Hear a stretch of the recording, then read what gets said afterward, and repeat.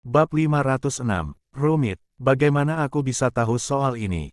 Tuan Besar tidak pernah memberitahuku. Coba kalian katakan, apakah anak yang dikandung oleh Xiao Yao benar-benar anak Tuan Besar kita? Pada saat ini, Wang Dayong juga tidak yakin dengan keputusan yang harus diambil. Menurutku, kemungkinan besar anak itu memang anak Tuan Besar kita.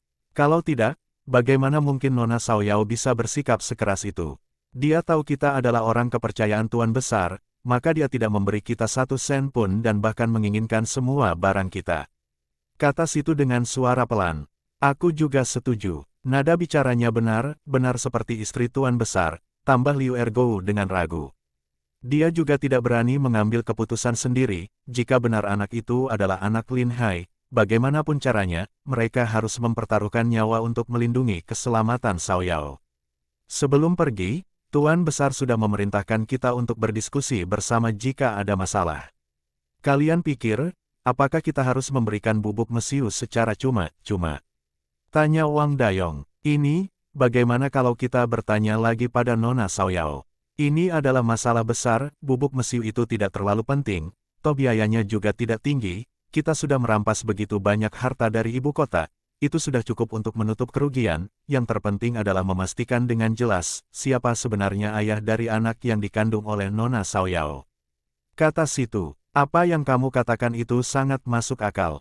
Kita harus memastikannya. Liu Ergou segera menimpali, akhirnya Wang Dayong mengambil keputusan dan berteriak kepada Xiao Yao, bubuk mesiu dan persenjataan seperti baju zirah akan kami tinggalkan untuk kalian, namun, aku punya satu permintaan, bisakah aku berbicara langsung dengan sang putri?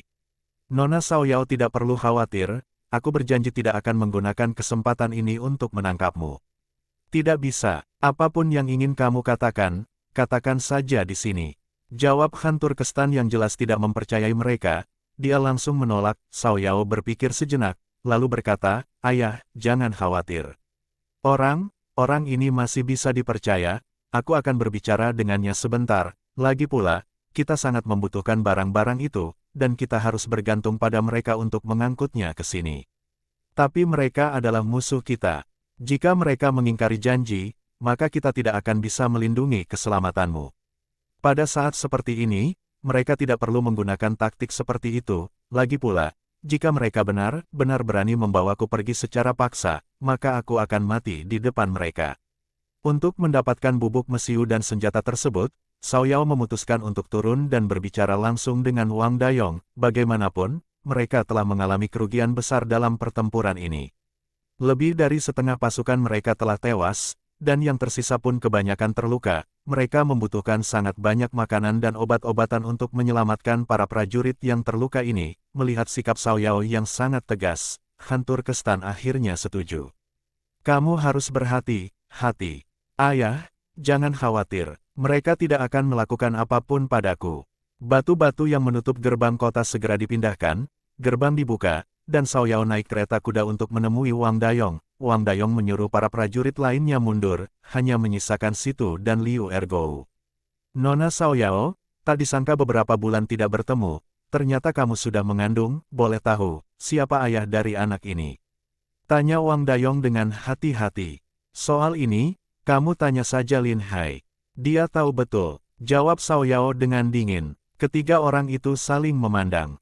Ucapannya sudah sejauh ini, maka tak perlu bertanya lebih lanjut lagi. Xiao Yao melanjutkan, kalian juga sudah melihat keadaan di sini. Kini Mohan memiliki kekuatan besar dan hampir memusnahkan seluruh Turkestan. Tanpa bantuan kalian, aku dan ayahku tidak mungkin bisa melawan mereka. Kami sangat kekurangan obat-obatan, makanan, dan bubuk mesiu. Berikan kami lebih banyak barang-barang itu, nanti yang lain bisa kami beli dengan uang. Soal ini kami tidak bisa memutuskan sendiri. Kami harus melapor ke istana dan kepada Tuan Lin, kata Wang Dayong. Baiklah, kalau begitu cepatlah kembali dan beritahu Lin Hai bahwa ini adalah permintaanku, kata Xiao Yao. Tentu, kami pasti akan menyampaikan pesan Nona Xiao Yao, jawab Wang Dayong. Pada saat ini, Liu Ergou angkat bicara. Ada sesuatu yang ingin kukatakan, tapi aku tidak tahu apakah pantas untuk diucapkan. Jika ada sesuatu, katakan saja. Aku, sebagai seorang putri, sudah berada dalam situasi seperti ini, tidak punya hak untuk tawar-menawar dengan kalian. Jawab Xiao Yao, Sejujurnya, kalian Turkestan sudah tidak menjadi ancaman bagi Daxia lagi. Saat cuaca mulai menghangat, pasukan kami akan langsung menyerang, dan kami pasti bisa menghancurkan Turkestan sepenuhnya. Menurutku, lebih baik kalian menyerah saja lebih awal kepada Daxia. Lagi pula, kamu sedang mengandung anak tuan besar kami, bukankah itu berarti kita sebenarnya satu keluarga? Tuan besar kami tidak akan memperlakukanmu dengan buruk. Liu Ergo mencoba membujuk, Xiao Yao meliriknya dengan dingin dan berkata, jika aku masih memiliki sifatku yang dulu, siapapun yang berani berbicara seperti itu padaku, sudah lama ku tebas kepalanya dengan pedang. Liu Ergo menjawab, ya, kamu benar. Bahkan jika sekarang kamu membunuhku, aku tidak akan melawan. Siapa suruh kamu menjadi wanita tuan besar kami? Jika kalian terus berperang seperti ini, kalian juga pasti kalah melawan pasukan pemberontak. Lebih baik kamu menjadi wanita tuan besar kami secara baik-baik. Melihat Xiao Yao semakin marah, Situ segera menarik Liu Ergo dan dengan senyum memohon kepada Xiao Yao, bubuk mesiu dan senjata serta baju zirah yang kami sita semuanya akan kami tinggalkan tanpa biaya. Adakah pesan lain yang ingin kamu sampaikan kepada Tuan Lin? Katakan padanya, meskipun negara kita bermusuhan, namun aku tidak akan menyerah begitu saja. Turkestan tidak akan menyerah kepada Daxia. Baik, kami akan mengingat semua pesan Nona Xiao Yao dan menyampaikannya kepada Tuan Besar. Setelah menyelesaikan serah terima barang, Wang Dayong memimpin pasukan untuk kembali ke Daxia. Di sepanjang perjalanan, suasana hatinya sangat rumit. Menurut kalian, kalau kita memberitahu Tuan Besar soal ini, apa yang akan dia lakukan? Tuan Besar sudah punya 3 wanita, dan sekarang malah memiliki anak dengan putri dari negara musuh. Apa ini tidak akan menjadi kekacauan besar? Wajah Wang Dayong terlihat sangat khawatir, dia tidak tahu harus berkata apa. Hei, Tuan Besar kita memang luar biasa, sudah menjadi tawanan Turkestan, tapi masih bisa menaklukkan hati sang putri Turkestan. Aku semakin kagum dengan Tuan Besar kita, kata Liu Ergo sambil tertawa. Kamu masih bisa tertawa, anak itu adalah anak Tuan Besar kita, bagaimana kita bisa menyerang Turkestan setelah ini? Kata Wang Dayong dengan putus asa. Turkestan sudah dalam kondisi seperti ini. Cepat atau lambat mereka akan dihancurkan oleh Daxia. Yang perlu kita lakukan hanyalah menangkap Xiao Yao dan Han Turkestan hidup-hidup. Tempatkan mereka di sebuah rumah.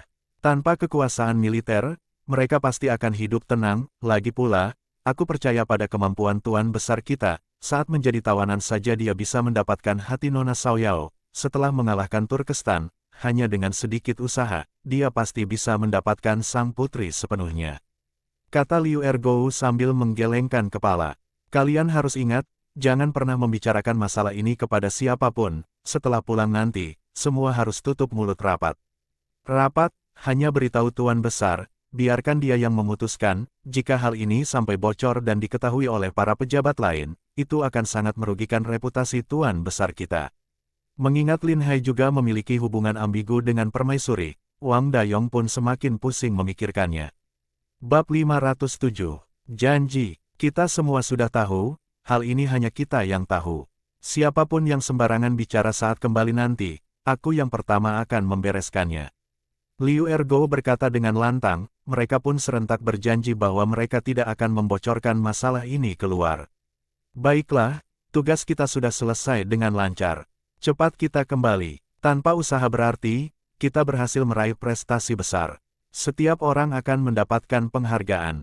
Wang Dayong sangat bersemangat. Ini adalah pertama kalinya dia memimpin pasukan sendiri dan berhasil menyelesaikan tugasnya tanpa membuat malu. Terlebih lagi, setelah pengalaman ini, Wang Dayong merasa semakin kagum pada Lin Hai, jenderal besar dari suku Turkestan yang disebut dengan prajurit terkuat sekalipun. Ternyata jauh tertinggal jika dibandingkan dengan Lin Hai. Dulu, dia hanyalah seorang pemburu desa yang bahkan kesulitan mencari makan, namun sejak mengikuti Lin Hai, hidupnya berubah drastis. Dia tidak pernah menyangka, bahkan dalam mimpi sekalipun, bahwa suatu hari dia akan menjadi seorang jenderal yang memimpin ribuan pasukan.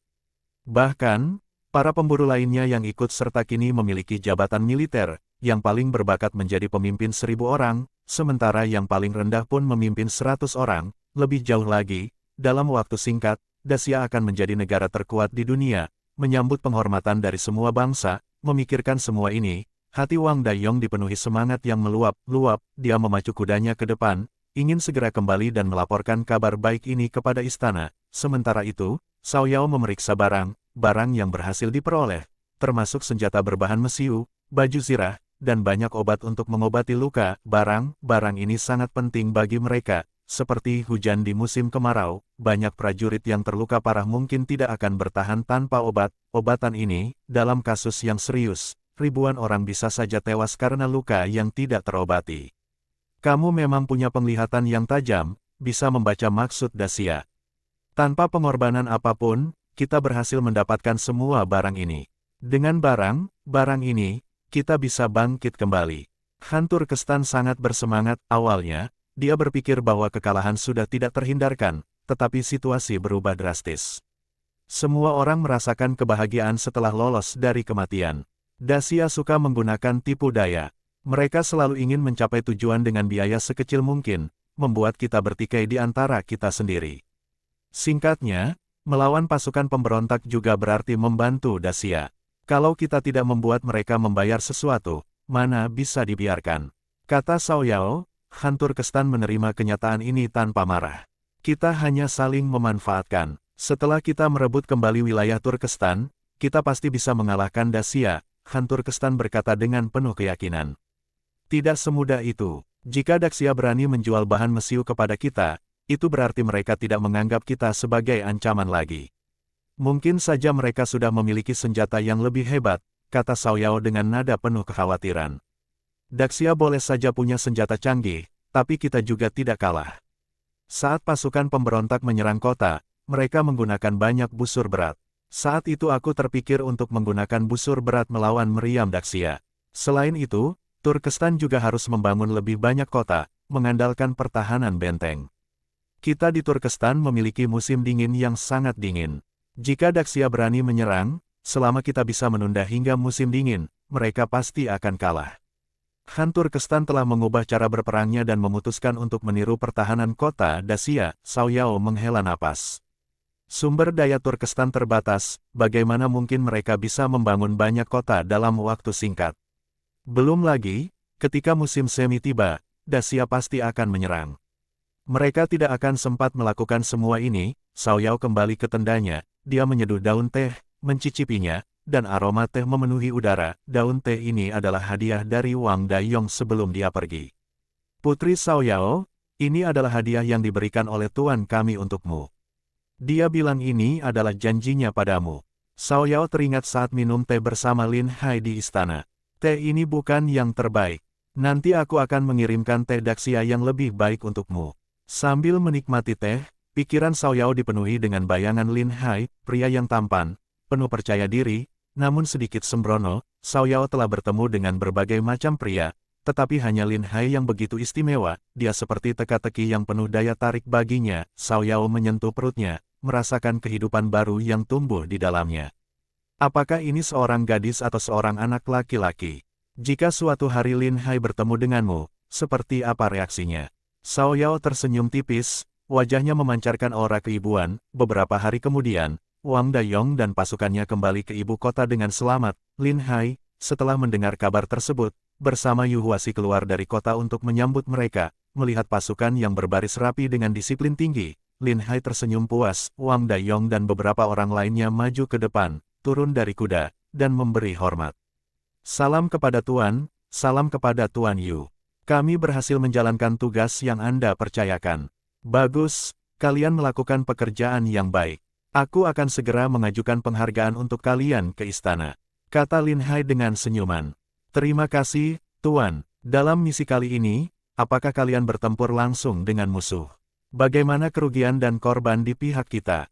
Tanya Lin Hai. Kami bertemu mereka. Sebelum tiba di kota, kami dicegat oleh lebih dari 10.000 pasukan musuh. Formasi tempur yang Anda latih sangat hebat. Satu serangan saja sudah bisa menghancurkan musuh sepenuhnya. Kami berhasil membunuh lebih dari 10.000 musuh, hanya sekitar 2.000 yang berhasil melarikan diri. Korban di pihak kita hanya belasan orang saja, dan kurang dari 100 yang terluka. Selain itu, kami berhasil merebut kota dengan lancar, dan korban di pihak kami juga tetap di bawah 100 orang. Wang Dayong menjelaskan secara singkat jalannya pertempuran. Lin Hai mendengar semua ini dengan serius, lalu mengerutkan keningnya. Orang Turkestan bukan orang bodoh. Mereka sudah mulai memikirkan cara untuk melawan meriam kita. Tuan benar, jika saja saat kami bertemu pasukan utama pemberontak mereka tidak sedang kelelahan akibat penyerangan kota yang terus-menerus, bisa saja terjadi pertempuran besar, kekuatan busur berat mereka sangat tinggi dan jangkauannya jauh. Ini bisa menjadi ancaman besar bagi kita, Wang Dayong berkata dengan serius. Lin Hai mengangguk. Busur berat memang bisa mengalahkan meriam kecil kita. Tapi, tidak perlu khawatir. Saat kita menyerang Turkestan lagi, bawa meriam berat dengan jangkauan yang lebih jauh, busur berat mereka tidak akan bisa berguna. Itulah yang aku pikirkan juga. Jadi, kami tidak bertarung langsung dengan pasukan pemberontak, hanya mengusir mereka dan menyerahkan semua barang ke Han Turkestan, kata Wang Dayong. Kamu melakukan tugasmu dengan sangat baik. Aku tahu aku tidak salah memilihmu memimpin pasukan. Lin Hai tersenyum penuh harapan, jadi, bisa dibilang, kalian menghasilkan banyak uang. Dari misi ini, mendengar hal ini, Wang Dayong dan yang lainnya menunjukkan ekspresi canggung, mereka semua memandang Lin Hai dengan makna yang mendalam.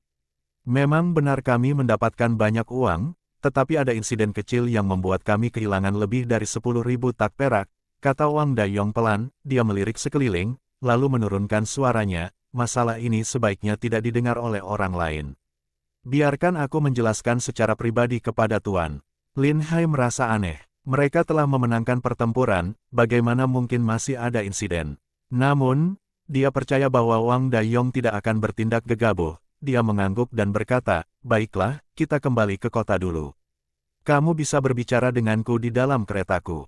Yu Huasi, yang melihat kedua orang itu punya sesuatu untuk dibicarakan, dia meminjam seekor kuda dan menungganginya, meski penasaran. Namun dia tidak mencoba mengorek masalah pribadi orang lain, jika Lin Hai ingin memberitahunya, dia pasti akan melakukannya sendiri. Bab 508, Anakku, masuklah ke dalam kereta kuda. Baik, kereta ini kedap suara.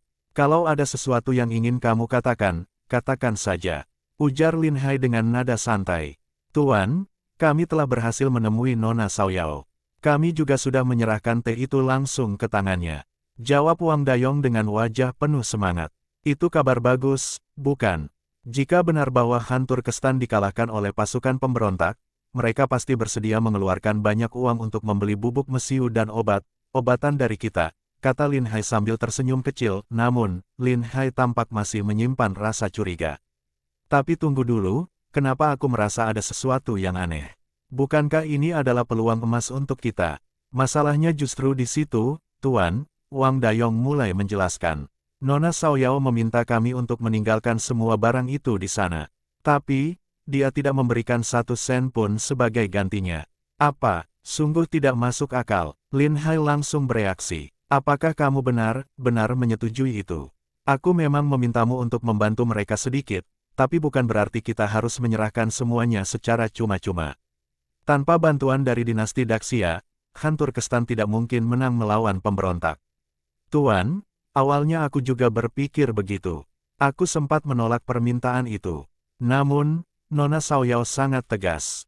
Dia mengatakan bahwa jika mereka tidak mendapatkan bubuk mesiu dan baju zirah, mereka lebih baik mati di medan perang. Dia juga bilang ini adalah perintah Anda, dan meminta Anda yang menyelesaikan masalah ini. Wang Dayong menjelaskan, tidak masuk akal. Aku sudah memberinya kesempatan, tapi dia malah melangkah terlalu jauh. Lin Hai menggerutu dengan nada kesal, Wang Dayong terlihat agak gugup. Tuan, sebenarnya ada satu hal lagi yang lebih penting untuk disampaikan. Namun, tolong siapkan mental Anda sebelum mendengarnya. Berhenti bertele-tele, katakan saja, ujar Lin Hai yang sudah terlihat tidak sabar. Tuan, Wang Dayong menarik napas panjang. Nona Xiaoyao sedang hamil. Dari penampilannya, tampaknya sudah beberapa bulan. Bagai tersambar petir, Lin Hai terdiam. Tubuhnya membeku, dan ekspresinya berubah menjadi kaget luar biasa. Tuan, Wang Dayong memanggilnya 2 kali, tetapi Lin Hai tidak merespons. Setelah beberapa saat, Lin Hai akhirnya sadar dan berkata, ada apa? Kami bertanya kepada Nona Xiaoyao siapa ayah dari anak itu. Dia bilang, tanyakan saja langsung kepada Anda. Lin Hai terbatuk, berusaha menyembunyikan keterkejutannya. Ini, apakah ada orang lain yang tahu soal ini? Tanyanya cepat. Tidak ada, Tuan. Hanya aku, Situ, dan Ergo. Kami bertiga tidak menceritakan hal ini kepada siapapun, jawab Wang Dayong. Lin Hai menghela napas panjang. Ah, wanita ini benar-benar seperti iblis. Katanya sambil memegang dahinya, ia teringat kata terakhir yang pernah diucapkan Cao Yao kepadanya, aku akan memastikan kamu selalu mengingatku. Lin Hai menatap Wang Dayong dengan tatapan rumit. Akhirnya, dia berkata dengan nada tegas, baiklah, memang benar. Anak yang dikandung Cao Yao adalah anakku. Mendengar pengakuan ini, Wang Dayong sebenarnya sudah menduganya sebelumnya. Jadi, ia tidak terlalu terkejut. Tuan, ini adalah masalah besar. Kita harus merahasiakannya, setidaknya untuk saat ini, kata Wang Dayong. Haha, Lin Hai tertawa pahit.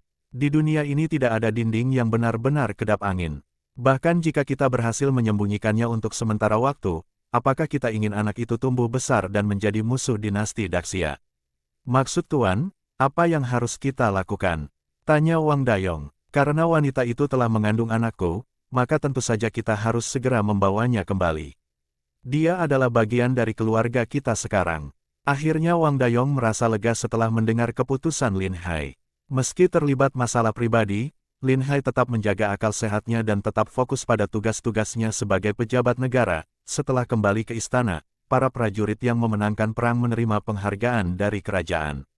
Para jenderal yang telah memimpin pasukan tidak hanya dinaikkan pangkatnya tetapi juga mendapatkan hadiah berupa uang dan tanah. Kali ini, dinasti Daxia berhasil tidak hanya menyelesaikan misi utama mereka, tetapi juga menghancurkan lebih dari 10.000 pasukan musuh. Namun, Wang Dayong sengaja menyembunyikan fakta bahwa mereka memberikan bubuk mesiu dan baju zirah secara cuma-cuma. Ia tidak mengatakan sepatah kata pun tentang hal itu, meskipun demikian, hasil rampasan perang dari kota musuh cukup besar.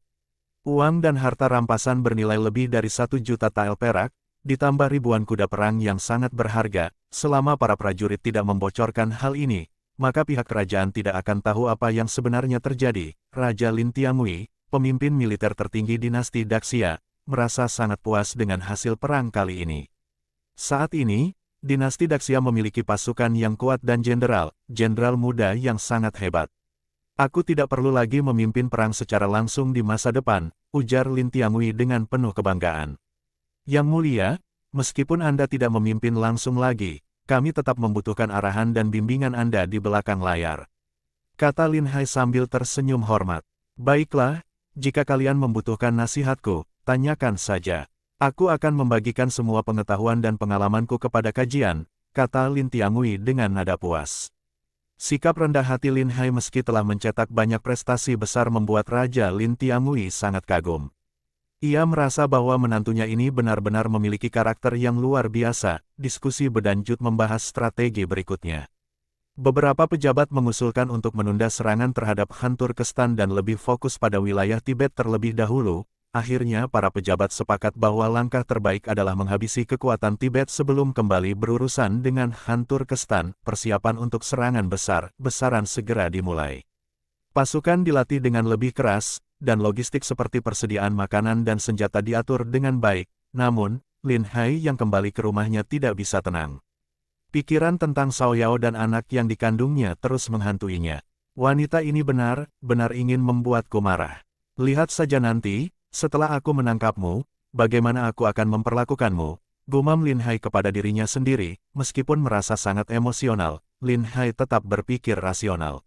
Ia menginstruksikan kepada beberapa pengelola dagangnya untuk segera mempersiapkan bahan penting seperti makanan dan obat-obatan untuk dikirim ke wilayah Han Turkestan. Dia tahu bahwa Han Turkestan membutuhkan bantuan untuk memulihkan kekuatan mereka setelah kekalahan besar. Dengan memberikan bantuan ini, Lin Hai berharap dapat menjaga hubungan baik dan memastikan bahwa Han Turkestan bisa tetap bertahan, setidaknya sampai waktunya tiba untuk menaklukkan mereka sepenuhnya. Ini hanya menunggu waktu saja, pikir Lin Hai. Semuanya akan berjalan sesuai rencana.